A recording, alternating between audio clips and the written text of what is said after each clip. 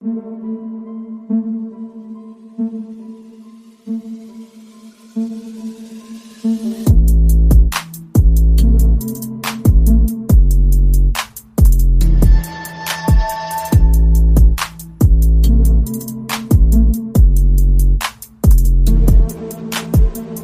and welcome to the Red Sarachek episode of the Hoop Theory Podcast, aka Episode 131, which is in honor of him being often credited as the coach who invented the 131 defense.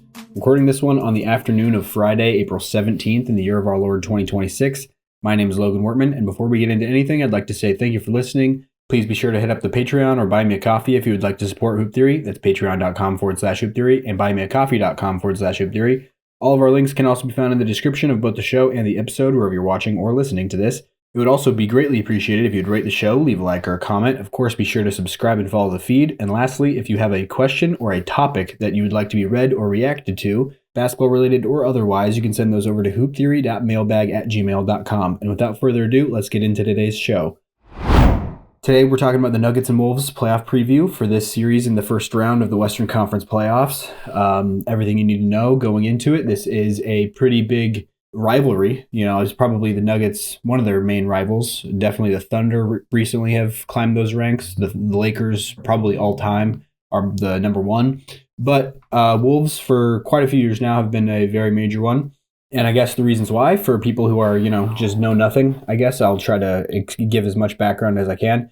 So mainly the Wolves they have a lot of connections with the Nuggets with personnel. Their head coach, Chris Finch, was the offensive coordinator for the Nuggets back when the Jokic era basically started. So he was like basically the mind behind the offense that was orchestrated and schemed up and created that Denver. It was kind of like the prototype of what Denver still runs today. A lot of the actions, at least. There have been some evolutions to it for sure. But Chris Finch was like kind of the guy who started it all with that Jokic-centered offense. And so he's the head coach over there in Minnesota now. And then also their front office, so the president of basketball ops is the guy who, his name's Tim Connelly. He was the guy who drafted Jokic and Murray and MPJ, who's not here anymore, but still, he was the architect behind the 23 championship team. He left after the 22 season. So I think KCP and Bruce Brown, those were really the only two rotation players on the championship team that were not Tim Connelly additions. Those guys weren't people that he added to the roster. So it was basically, the team that Tim Connelly built that won the championship. He went to Minnesota because they just threw a ungodly amount of money at him to get him to sign there. I think he's close to, if not the highest paid president of basketball ops there is in the NBA. I think Pat Riley might be higher than him, but I'm not totally sure on that. So, those things just in and of themselves create a little bit of a, rivalry there.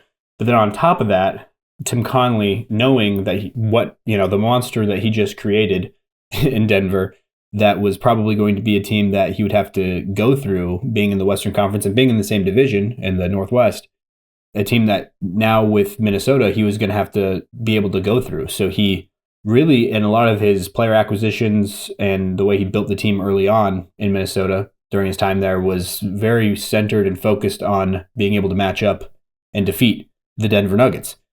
That's why he made that Gobert trade that baffled a lot of people, just how much he gave up to get Gobert, and then have, he already had Karl-Anthony Towns, who was at the time straight up center, and now in New York he is as well. But, he was forced to move up to power forward to play alongside Rudy Gobert. They had a double big lineup in the time that micro ball was really taking over. So many teams had these 6'8" guys that 5-6 years before that were traditionally kind of big, small forwards. They were having lineups with those guys being their centers. That was pretty common across the league. And, in that era is when Tim Connelly decides to lean completely against the grain and go and get these two giant 7-footers, or get, another giant 7-footer to pair with the one he already had. And because he knew that just seeing up close and personal with the Nuggets, that was a look that it was one of the only situations that seemed to kind of cause Jokic to struggle. And, the reasons why is because if you have a guy that's big and able to just not be completely moved around like a doll when guarding Jokic, and then you have another guy behind that one who's there to protect the rim for all of the cutting and all the action that goes off around Jokic. Like that's just the formula to really contain him as best as possible. Because in the past, people always try to just put their best post defender on Jokic, which on most teams in most situations, that guy's also the rim protector. A lot of times the sole rim protector on those defenses. And so then that just allows Jokic to be able to, go one-on-one with this big rim protector, and it's removing the rim protection. The Nuggets start playing 4-on-4 essentially. Jokic is the inbounder playing a 4-on-4 game where the other team no longer has any rim protection. So he's looking for cutters, looking for, and that causes the defense to collapse. So it might end up in a three, not always necessarily a shot at the rim, but that's all caused because of that negative space there inside in the interior without a rim protector. So, the idea behind getting Gobert was to combat that issue, to be able to still have one of the best rim protectors in NBA history to be in there to not be the primary defender on Jokic. But, basically since the title year, that's what people started to figure out. That was the main adjustment. Every team you saw across the league start to shift and start not guarding Jokic with the rim protector because they realize, it's actually way more helpful in defending the Nuggets to have that rim protector away from the ball, being able to roam. So put him on a non-shooter is the main important thing, because if you put him on a shooter, then that causes other problems, obviously, because then he's not allowed to sag off that guy in the corner. So that's where the Aaron Gordon thing came into play. Teams were just putting their rim protectors on Aaron Gordon because he wasn't a threat from shooting outside for a long time. And now these past couple of years, it's been a very, very real shift where heading into the year a couple of years ago, AG just completely changed the shot mechanics that he had. And it was a night and day difference from game one in that season last year, where his shot is just completely different, and he's shooting over 40%. He's been the most efficient. I don't know if he literally is the best shooter on the Nuggets. I probably would lean Jamal or maybe Cam Johnson or Tim Hardaway Jr. Probably Jamal, but he at least just pure efficiency wise on definitely more open attempts than those other guys get. He's shooting a higher percentage. But yeah, it's definitely real, and it's something that people can't just do anymore. They can't just put their rim protector on Gordon to just roam off of him. So now the other person in the starting lineup for the Nuggets that you could think put a rim protector on to roam off of them would be Christian Braun, because his shot is not very consistent. But it's definitely not like what AG used to be. AG used to be like, don't ever defend him behind the 3-point line. We're going to live with him shooting. We prefer that. Christian Braun, it's a lot closer to like, a lot of teams will go with that game plan, but he could definitely have some nights where he's punishing you for it, because he's not like just a complete non-shooter. I think his shooting it fluctuates very greatly, kind of with his confidence.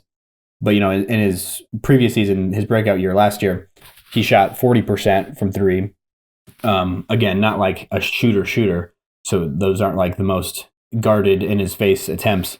But still, it was a lot better than what he's been at this year, which I don't even know what the raw number is, but I'm guessing it's probably low to mid 30s. And he's not been healthy. That's another big thing with the Nuggets this year, is not a lot of health throughout the guys on the roster. And now, as we're entering the playoffs, it seems like we're catching our stride in that department. A lot more players are seeming to be more available. AG is another guy who's barely played this season, but started to play a little bit more towards the end. Hopefully we have him in a capacity that can play a big minutes load. And then I'm saying we for anybody who, for some reason, this is your first episode listening. I am a Nuggets fan. I try not to say we, but I do often. But anyways, so health. Peyton Watson and Spencer Jones are now the two question marks, which last I saw, at least, that they were not confirmed yet to be able to be available for this series. They're kind of, still up in the air on that one. So that will be a big thing especially with Peyton Watson's progression this year, where he just took a ginormous leap during that stretch with Jokic and a lot of other players out. Peyton Watson turned into basically the second option and first option on a lot of nights when Jamal was out. And that was a very different player than the player type, he's had before that, which is, very switchable, long, athletic wing defender. He was creating a lot with the ball in his hands, shooting off the dribble from three and from mid-range at a good clip. So we'll see if that is something that he can keep going to in this postseason setting.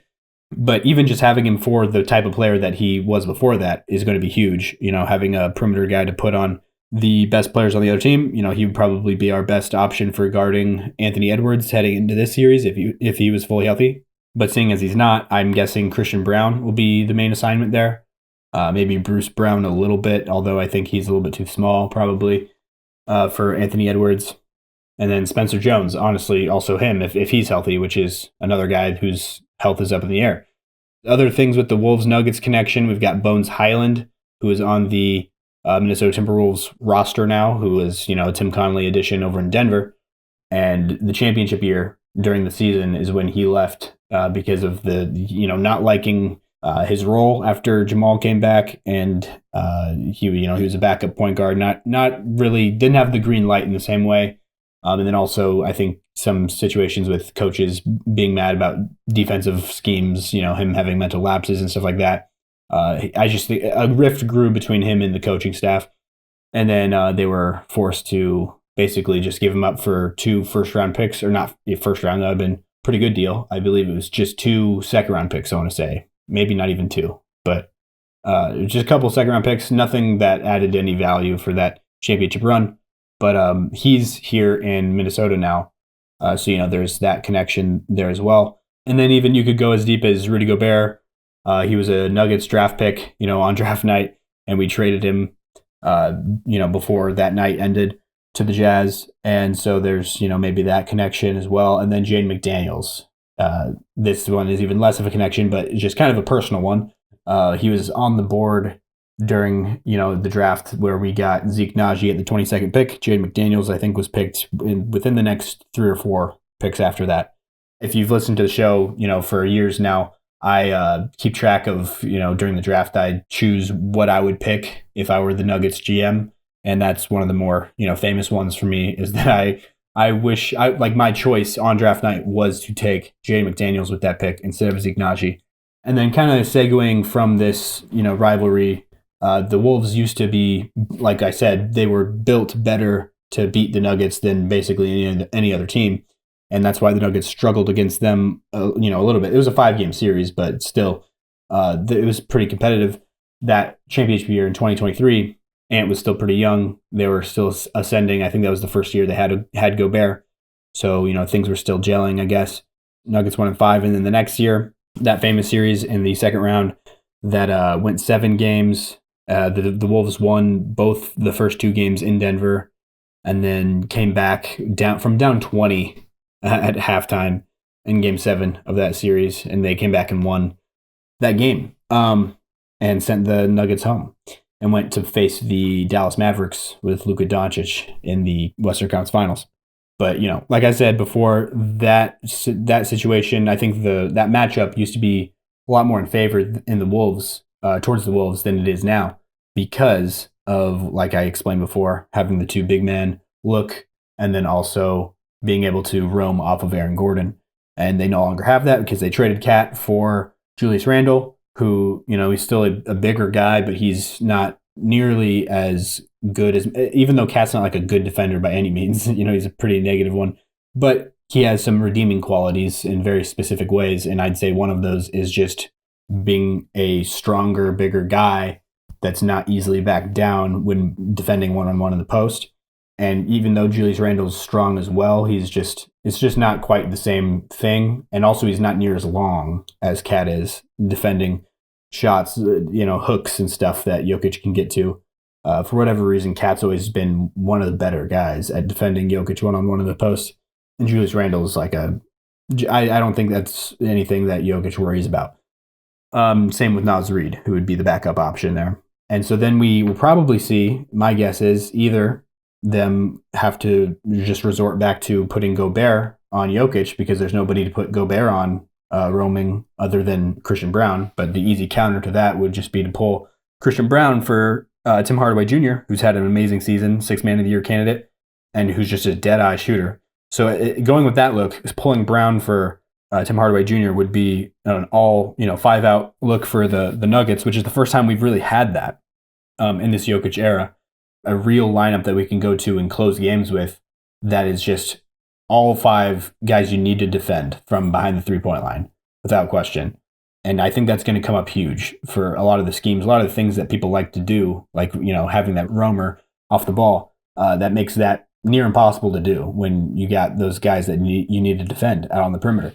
So that is the counter to that. And so then why I think that might just force the Wolves' hand into doing the traditional scheme, and just putting Gobert on Jokic, in which case that's the defensive scheme that Jokic became a star against. That was how teams defended him for years, and where he became the anomaly that he is today, and forced teams to start doing things that aren't traditional. So I think he's fine with that, especially with Gobert is one of the best defenders of all time from a team standpoint, but Jokic seems to get excited when he's being defended by Gobert one-on-one in the post, and he's had pretty good success, a shockingly amount of good success in that matchup one-on-one. So I don't think he's too worried about that there. And then once you see help being shown, that's when all that shooting and cutting and Jokic's playmaking especially comes into play. And then the other thing is they, in the backcourt, had guys to put on Murray, which they still do it to a certain extent. But I think Nickeil Alexander-Walker was the biggest loss. I think he was the best defender they had on Murray, other than maybe Jaden McDaniels. But Jaden McDaniels was more just like a stopping Murray in a one-on-one isolation standpoint, which is not like a super common thing that the Nuggets do, other than when Jokic isn't on the floor. But the main action that you want to be able to guard Murray in is that two-man game. So somebody who can navigate screens very well, and Nickeil Alexander-Walker is one of the best guys in the league, one of the best I've ever seen at navigating screens. Staying with Murray makes it kind of neuters that two-man action when you're not forced to have the big sliding over into no man's land to choose who to defend between the ball handler and Jokic. And so now, not having that guy that can just, like a superhuman, not be screened is going to be really big, because then that opens back up that two-man action, which is the most unstoppable. That's the Nuggets' signature play, flagship offensive action. And, and Jokic and Murray on the floor together this year, I don't know if people know this, have been very good in terms of the offense, the points that they've been able to generate. Their offensive rating on the floor together for the entire season is 131. That's 131 points per 100 possessions. That's just video game numbers.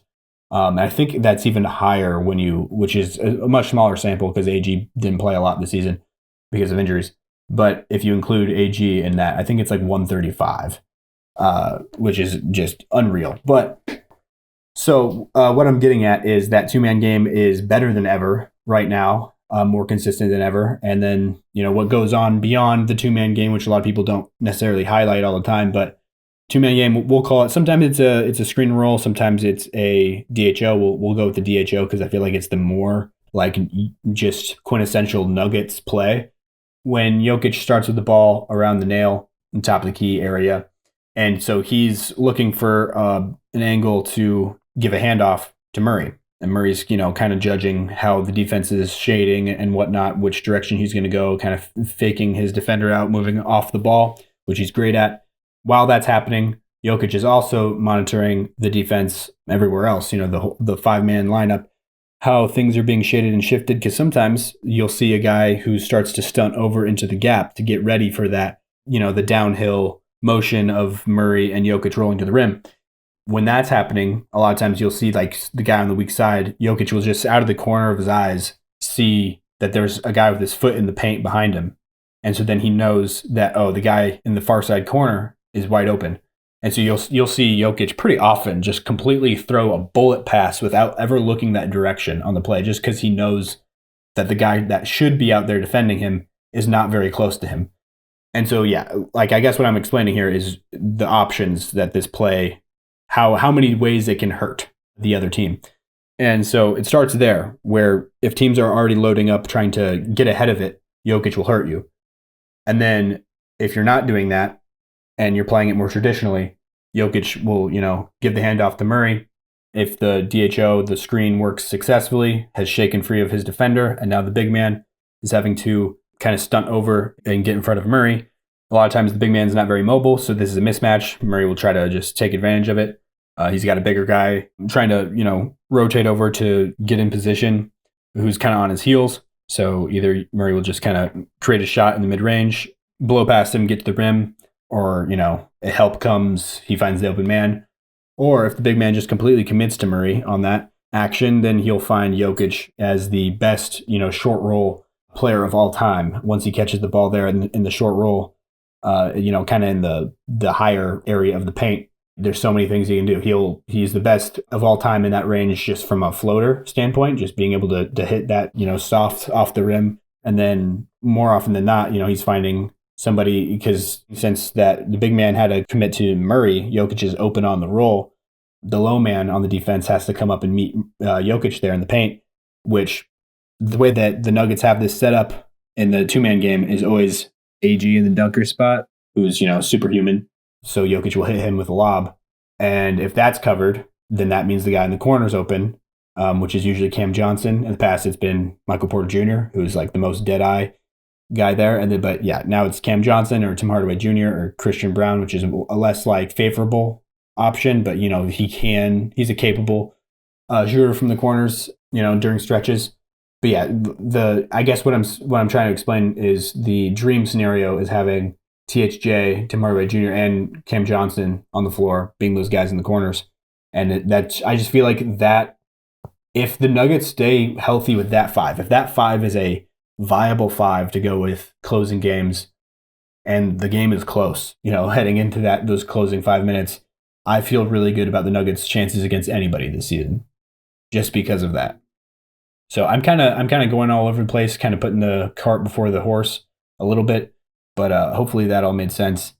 Yeah, I think the point of what I was trying to get at here was the Wolves are less equipped to beat the Nuggets than they were in years past, for those reasons I just kind of laid out, not having those perimeter guys to put on Murray and not having the same kind of personnel to put up against Jokic to allow Gobert to go other places on the floor. The other thing, I kind of talked about that first untraditional method of defending the Nuggets with Jokic was having a roamer. And then I explained, just the traditional way of defending them, why that's usually not a great option for teams to go with, because of the ways it can hurt them. The way that's been the most recent method that teams use against Jokic is honestly probably the most aggravating one to watch as a Nuggets fan, is the defend Jokic with a small guy. And so I'm trying to get to this because I'm sure we'll see this. And I'm guessing that this will be in lineups where maybe Gobert's not even on the floor, because I don't know who else Gobert's guarding, unless Valanciunas is playing. But yeah, we're not going to see a lineup of Jokic and Valanciunas on the floor together. So I don't think that happens. But Gobert, I don't know who Gobert is going to be on unless Brown's on the floor. I guess that could happen. Either Brown, Christian Brown or Bruce Brown. Honestly, both of those guys I could see that happening too. But, the small guys that I could see, I guess, maybe being matched up with Jokic is Jaden McDaniels, who's not even all that small. He's just, a perimeter defender, but he's like 6'9", very long and skinny. I don't know.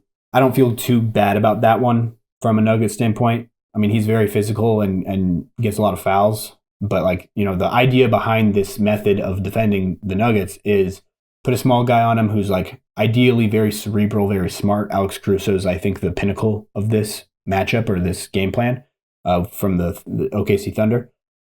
Having a small guy who's very physical and smart, like I said, he has good anticipatory skills, being able to knock the ball out if Jokic puts it on the floor, and then also just beating him up, just kind of being extra physical, really towing the line, and oftentimes just going over the line of being physical and fouling, because history has proven that refs will not, they'll let so much more go in that matchup. If the defender is a small guy defending a big guy, there's so much more that is allowed to be done just physically before the whistle is blown. I don't like that that's the reality, but that is just the reality. So that's why that's been effective, honestly. It's just been, and also the other thing is just getting under Jokic's skin like that is a very effective way to just throw him off his whole game, just mentally. For playing mind games with Jokic. The best way you can do that is just get him angry at the refs. Get him angry about how he's feeling like he's not being given the calls that he should be getting. That more times than not will just aggravate him to no end, and then he starts. It feels like Jokic starts paying more attention to that, focusing more on that, and making points and kind of foul baiting, and getting into that mode. He'll do that more than like just focus on the game, winning the game.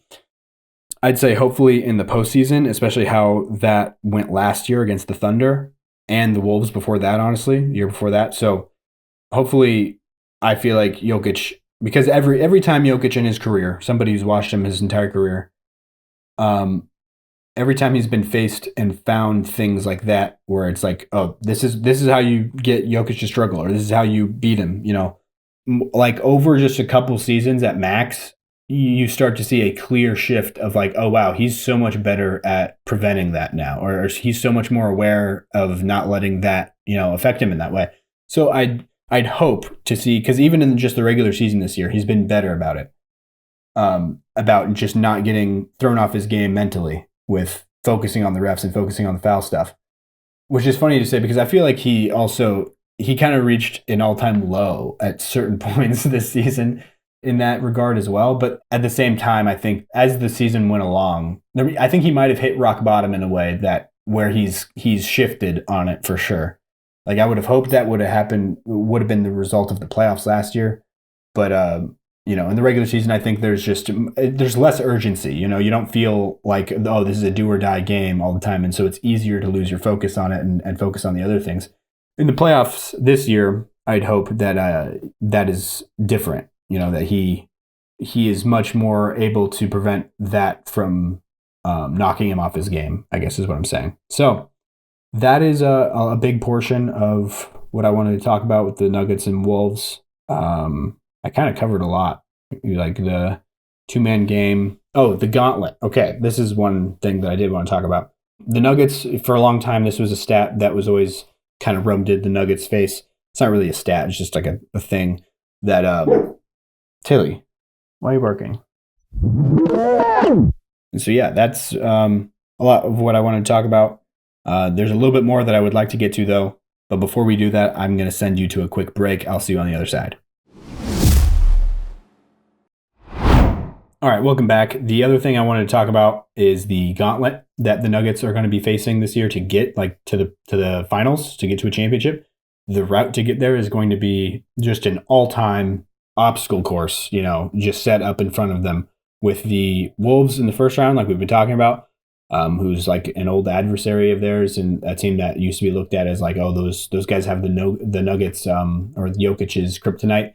And then the Spurs in the second round, who are just this unbelievable juggernaut of a team, just right out of the gates already. And then the Thunder, who best defense of all time and have beat the Nuggets most times they've been matched up in the past couple of years. The Nuggets went to 7 with them last year, though, in the second round. And, just the defending champions. I don't know, what else can I even say about them? Did I already mention that they're the best defense ever? Like, I think I said that. Just that path to get out of the West is going to be insane. And people, were talking about how at the very end of the season, they could have lost that final game of the year against the Spurs, which would have given them the 4 seed instead of the 3 seed, which would have allowed them to play the Houston Rockets in the first round instead of the Wolves. And then you have the Thunder in the second round. So like I like it better this way, to be honest, because I'd prefer, I feel better about the Nuggets beating the Spurs than I do the Thunder. So I prefer to put the Thunder off until the conference finals, just for more things to go wrong for them, although they have a very easy path on their side with having the Rockets in the second round, or the Lakers, but probably the Rockets. So, people were saying that the Nuggets should have lost that game to get the Houston Rockets in the first round instead. I think that would have been a fine way to go about it, but I like this better, like I said, pushing the Thunder off until the very end. And then also there was some stuff that was made about the Thunder not winning the second to last game of the year against the Nuggets. Because like if they would have won, that would have ensured that the Nuggets would have got the 4 seed, or at least made that much more likely to put them on their side of the bracket. And so people were like, oh, the Thunder are scared of the Nuggets, how they just sat everybody, let them win that game. It's like, obviously the two teams that are the biggest threats to OKC in the West. And honestly, if you want to throw the third biggest threats to them in the West would be the Wolves, who's, in this equation also. But mainly it's the Spurs and the Nuggets. Obviously making it so those two teams are on the other side of the bracket. So they have to take out each other. It's allowing your two biggest threats to just cannibalize each other. That's obviously the best case scenario for you. So I just thought that was dumb that people were like rubbing that in the Thunder's face of like they're scared of the Nuggets. It's like, I mean, not necessarily that they're scared, just like obviously those are the two main threats. And so why would you not just let them take each other out? You know what I mean? So this is setting up to be a very good road for the Thunder, which is why I think that they should be the favorite overall. I'm just going into a full playoff preview right now, but which wasn't the idea behind this little episode here, which is turning into a decently sized episode, I might add. But like I said, this is broken very well for the Thunder. Then we've got the key swing factors: the health of Peyton Watson, Aaron Gordon, Spencer Jones, like I mentioned. Jonas Valanciunas is another key swing factor in this series and in the Nuggets playoff run as a whole. His ability to tread water, in the past, very plotting big man, traditional big man that can be abused in the postseason setting, where it's like, he's a good post scorer. That's what he brings to your team. He's a good rebounder, all those kind of things, but he's very slow footed and not like the most athletic, like rim protector inside. Like Gobert can be slow footed for the most part because of how long and athletic and just great he is as an interior, rim deterrence. He's like a one-man defense in that way. Jonas Valanciunas, there's a lot more ways for him to be exploited as a negative defensive piece. And then on the offensive end, he's not doing enough to make up for that. Also on the defensive end, he's not making up for it in as many ways as like somebody like Jokic does, who Jokic is a traditional big man plotting that you can exploit in the same type of way. And teams always do that. That's like the main game plan against the Nuggets when you have fast guards like Anthony Edwards. So we're going to see that in this series. You switch your guards onto Jokic to, create that mismatch where he can't keep up on the perimeter. But, Jokic combats that in different ways, having very, very active hands, very good in passing lanes, and preventing, also just like playing the mental chess of like pre-switching and staying out of the situation where like not letting the action that the offense is trying to do to create that advantage, not allowing it to even get to that point. If that makes sense, like orchestrating those kind of things. Valanciunas is not doing that kind of like 3D chess in his head near as much. And also he's just not like, he's not as anticipatory in his coordination, and how Jokic is just so underrated, and like just his ability to put a hand on a ball and he just knows where passes are going and all that kind of stuff. And he has really good timing on blocks and things like that when he needs to have them, and, on the interior. So there's that. And then also Valanciunas isn't God on offense like Jokic is. He's a good bruising post scorer with good touch. Jokic has all of that plus more, just in those departments. And then also he's, a 3-point shooter. He's the best passer of all time, probably. You just throw that in there. And then also just the way he like orchestrates everything on the court, like that's outside of even passing. I don't think that gets thrown under the umbrella of passing, because just the way that he reads like offensive actions and the way the defenses are guarding the team and sees like plays before they happen and stuff when he doesn't even have the ball, that kind of stuff. So I guess what I was getting at with that was the way that Jonas Valanciunas can be a net negative in the postseason setting when teams are game planning against, when he's on the floor, make the Nuggets pay for it. Like that's like one of the main tenets of like having a successful playoff team in the modern NBA, and why a lot of the dinosaur traditional coaches you see kind of just getting phased out of the league. Coaches that would never do that. Like when a team would be putting out a traditional plotting center out there, like there was that coach would never change their offensive game plan to exploit that. Nowadays, you very rarely see that not exploited, And so that's why, there's some matchups where Valanciunas could be helpful, and this Wolves matchup might be one of them because of a lot of the bigs that they have. Like, so it makes it easier to hide him on the defensive end, and he's providing more value in terms of like offsetting that offensive rebound or like, advantage on the boards types of things in the second unit. But I'd say the safer thing to go with is having Gordon just rotate and be the kind of stagger his minutes with Jokic, so he's always the big man in the second unit. And if that doesn't work, because that's asking a lot of Gordon, because of he's not 100% healthy, hasn't been this whole season, and the Nuggets have been kind of trying to protect his minutes load. You don't want to just put too much of a load on him. So then the other option would be Zeke Naji as the backup big, who obviously overall Jonas Valanciunas is a better player, but Zeke Naji gives you a very different look, and it's a more modern playoff, it can survive, type, because he's a big who is switchable. He can guard guards. He's very, very mobile. He can shoot a little bit, maybe at times. That's a bigger question mark, but the big thing is he allows you to switch across all 5 positions. That's the main thing. It's a schematic advantage that he gives you more than anything.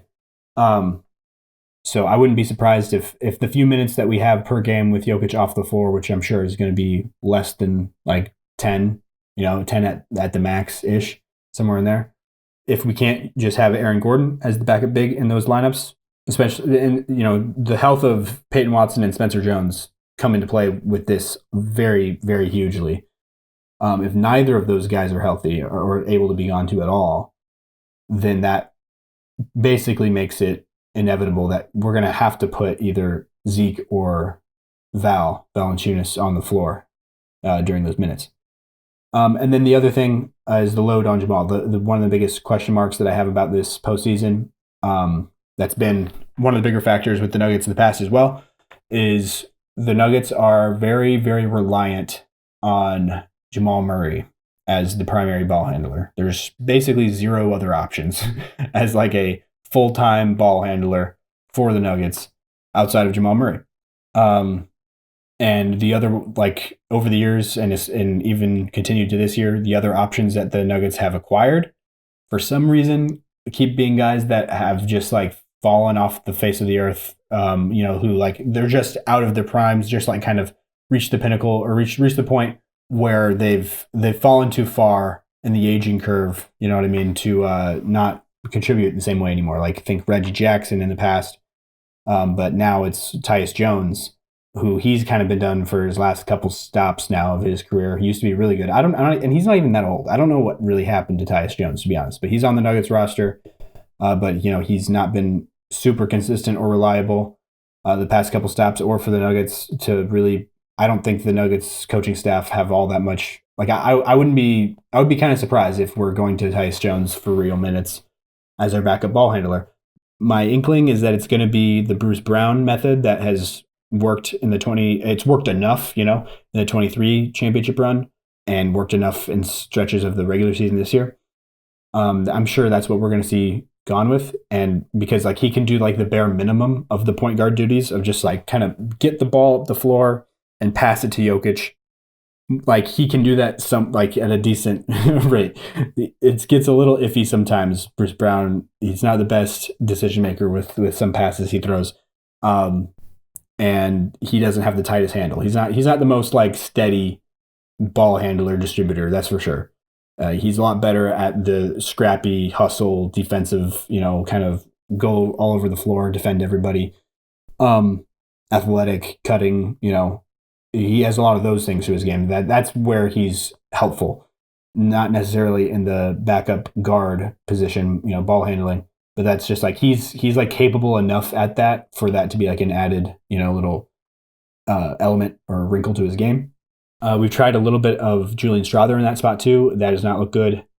He's much more of just kind of run around in the half court, kind of create a shot, but mostly be off ball, playing off of Jokic as a shooter and a cutter, and get the ball, and he's really good at floaters and stuff like that, finishing around the rim, but not so much of the ball handling and especially the passing. His passing has been kind of wayward so far in his Nuggets or in his NBA time, and outside of that, there's just not a lot to go to. KJ Simpson, Jalen Pickett. Jalen Pickett would be my favorite option.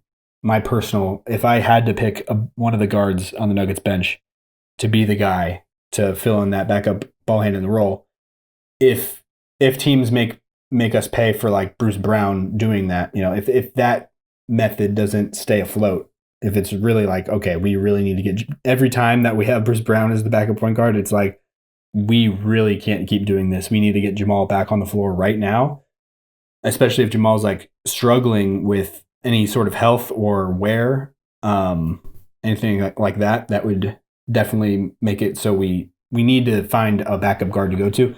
Jalen Pickett would be my pick for that. I feel the most confident about him, but the only holdback there is just he hasn't been like a consistent guy in terms of the Nuggets coaching staff. Like they haven't been consistent in going to him. So you're kind of just throwing a guy into the fire who's not like consistently a part of the rotation. And that's like a tough thing to do, to ask somebody to do, a young player like that to do in the postseason, just out of nowhere.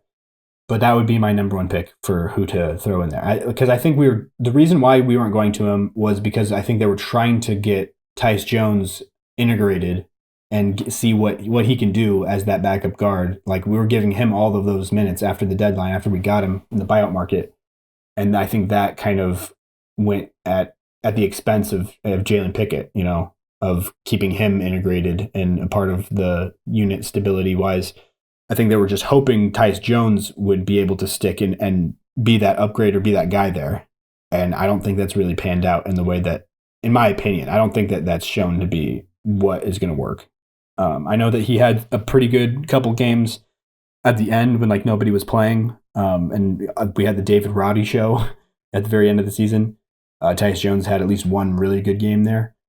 But I don't like those games at the end of the year. It's hard to see. It's hard to know what can be taken from those as like a truth and what is just completely not true at all because of how different those games are compared to the rest of the season, with so many people not being available.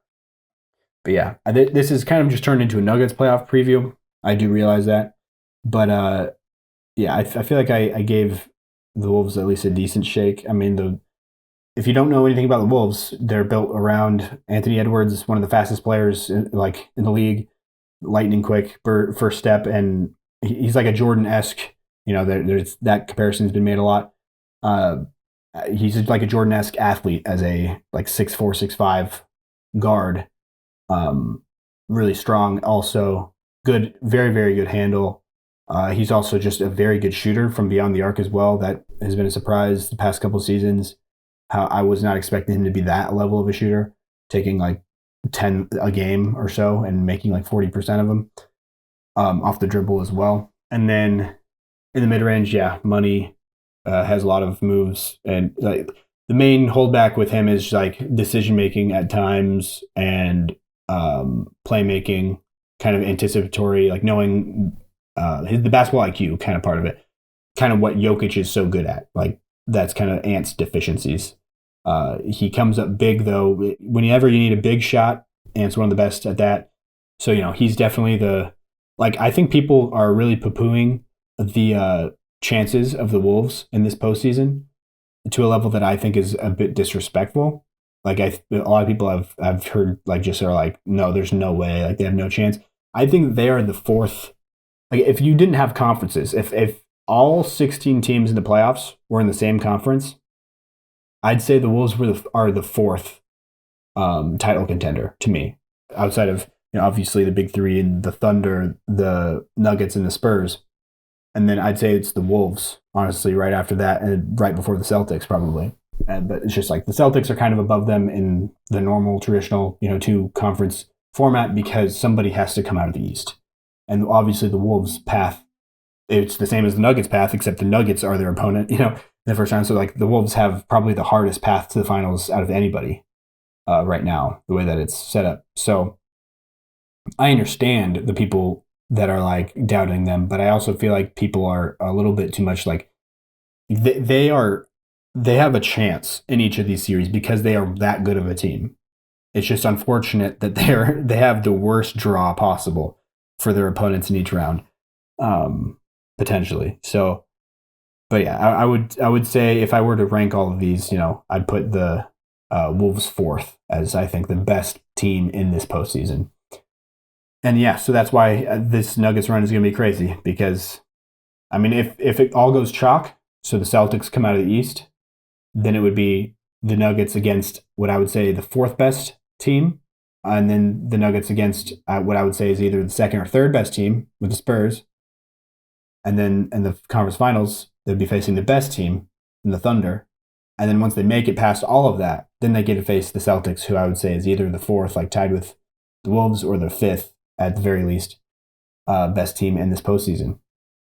So there's nothing anybody can. I just realized back when I first started the Gauntlet thing, I started I said the sentence of like this thing that has been thrown in the Nuggets' face over the years. It's like a stat. I never actually finished that sentence. I don't know what I went on to say after that, but I never said what I was going to say. The thing that has always been thrown in the Nuggets' face is that they never have beaten a team who's a 50-win team. They've never beat a 50-win team in the postseason, which I have always thought was a dumb thing because it's not even really true. It's like true on a technicality way, in a technicality way that I think is dumb, because in the bubble, like so two of those seasons, two of the playoff runs that the Nuggets have had were in seasons that were shortened, where the every team played 72 games instead of a set of 82. We played 10 less games, every team. So both those years, we beat teams that, the Clippers 1 year and the Blazers, I at least the Clippers would have mathematically, if you were to, extrapolate it out to an 82-game season, they would have had like 52, 53 wins. So they would have broken that already. And then just last year in the playoffs, that 4-5 matchup in the first round against the Clippers again, they had exactly 50 wins. So we finally broke that there. We finally technically broke that there, So that I always thought that was dumb. And so that kind of goes with the people poo-pooing. That's the second time I've used that word, and that's like the second time ever that I've used that word. But they, kind of were looking down on the Nuggets run in 23, the championship run, because it was an easy slate of opponents for the most part. Although people forget that nobody chose the Nuggets to win the title that year, really, outside of like people in Denver and me and Zach Lowe, I think might have picked the Nuggets. I can't remember. Some major guy did, but it was just like him. It was the only one. And then, especially in that second round series against the Lakers, or the conference finals against the Lakers, they were, the 7th or 8th seed or whatever they were. But still, they were like, no, because the Nuggets were the 1 seed that year. Nuggets were 1. So Lakers were the 7 seed who made it out of the play-in. But like the thing is, they built their team, caught their stride at the very end of the year, and like caught fire, became this really, really good team, in that last half of the year, and made it into the playoffs and rolled into the conference finals. And they were favored, literally in the betting odds, gambling odds, and every pundit around was picking the Lakers to win that series. And then people still have the nerve to be like, oh, the Nuggets had an easy route to the finals. But regardless, so like they were a way better team than the record showed. The Lakers were that year. The Suns, kind of a similar thing, with they weren't healthy most of the season, and then they had this star-studded cast and they got KD at the deadline that year, so they were a completely different team midway through the year. The Nuggets handled them pretty easily, and then, like I said, the Wolves in the first round, who I guess they weren't a 50-win team, but they were kind of on the come up, and they had they were a pretty new team too that had their struggles of chemistry in the regular season, but overall had that kind of ironed out by the playoffs, is kind of what I'm saying there. So, like I said, even though there's ways to pull apart and like ways that I think that narrative of the Nuggets never having beat, a good team or whatever, even though there's ways that I feel like that can be broken down and pulled apart, I still would relish just having the most difficult path possible to get to the finals. Because with this Wolves team, they've won 40. They're literally a win away from being a 50-win team already. That's just the first round matchup with the Wolves this year, and then second round Spurs won 62 this year, so that's well over. That's one of the better teams, that you could possibly have. And then 64 wins is what the Thunder have. So if we go through all three of those and then face the Celtics in the finals, who are a 56-win team, don't ever say anything to me again, honestly. But yeah, like I said, trying to focus a little bit more on the Wolves. Ant is that really special player. Then they've got Gobert as like the defensive rim protector all to himself, and Julius Randle as kind of like a playmaking hub as a big man, isolation scorer, really physical, can get downhill. He can play in a lot of different ways. Has a pretty good basketball IQ as well, which is pretty underrated for him. Jaden McDaniels as like guard everything wing, who the three part of his 3-and-D has always been pretty lackluster, or pretty hit or miss, I should say. And so if it's hit, that can really swing a series. And that honestly might be one of the biggest keys to this series as well. It's just Jaden McDaniels shooting, as well as on the other side, Christian Brown shooting. I think both those things can make this series look very, very differently. And then Ayo Dosunmu as another one of those like smaller guys for them to try to throw on Jokic in that, putting a smaller guy on Jokic look or game plan. How well he's able to do that could swing the series as well. And then Dante DiVincenzo, how much he can contribute to like kind of lighten the load on Anthony Edwards in the backcourt there as a shot creator.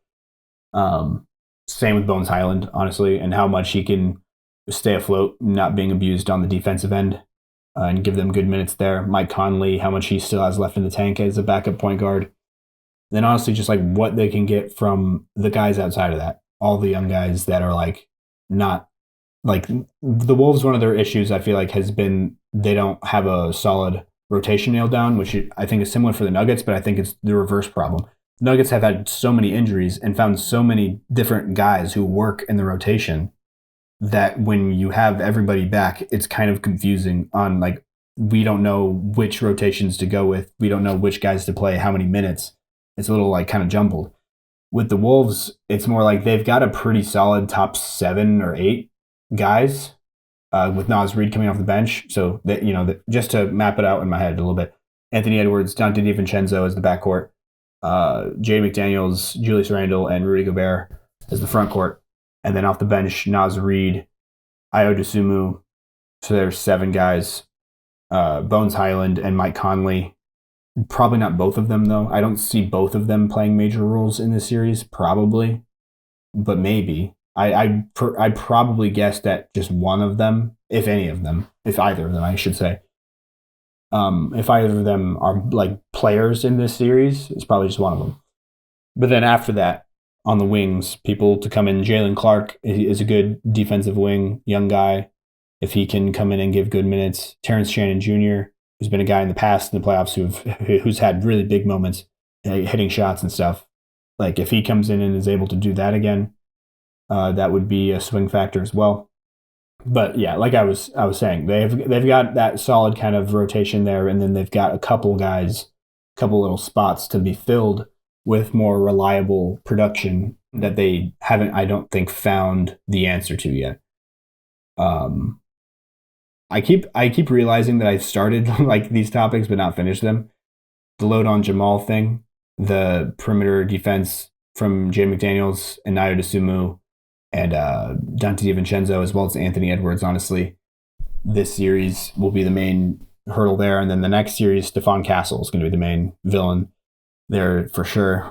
But you can throw in some Keldon Johnson, De'Aaron Fox, Devin Vassell, Dylan Harper, probably over all of those guys, other than the first guy I mentioned in Stephon Castle.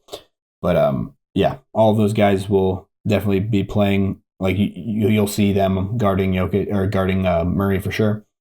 And then after that, obviously the Thunder, like their entire roster is going to be guarding Murray with Alex Caruso, Lou Dort, Cason Wallace, you name it. Jalen Williams, if he's healthy, which another just for the playoffs overall is one of the biggest swing factors is if Jalen Williams looks like himself. But honestly, it might not even be that big of a swing factor because even if he doesn't look like himself, that's how scary the Thunder are. Is like even without him completely, they're still probably the favorite, and that's their second best player. Like, that's just ridiculous. So, like I said, in the betting odds, I think that, but like the thing is, having him, the reason why it's not that big of a swing factor is because I feel like people hearing that are like, well, so if they're that good without him, if they have him, then they must be like the massive favorite over everybody. I don't even think that's true. Like if they do have him, that's not that huge of an upgrade, but because of how deep their roster is, how many good players they have, he's like better. He's their best option as their second guy, but they just have so many things to go to like after him that it's like ridiculous how they can kind of make up for not having him. So when they have him, it's not like they're, night and day a different team. You know what I mean? Even though he's great, like I think I would like he's a player that I would love to have on the Nuggets or any team. Very very switchable defensive player who has like a good game, good reliable scoring bag, in the mid range and getting to the rim as well. A very smart, unselfish player also can kind of like shape shift out of different roles and stuff. Yeah, I think this has been enough of me rambling about some stuff. I'm gonna try to record a video doing the whole bracket to get that out before the playoffs start tomorrow. But thank you for listening. Appreciate it. Stay happy, stay healthy. I'll talk to you guys next episode.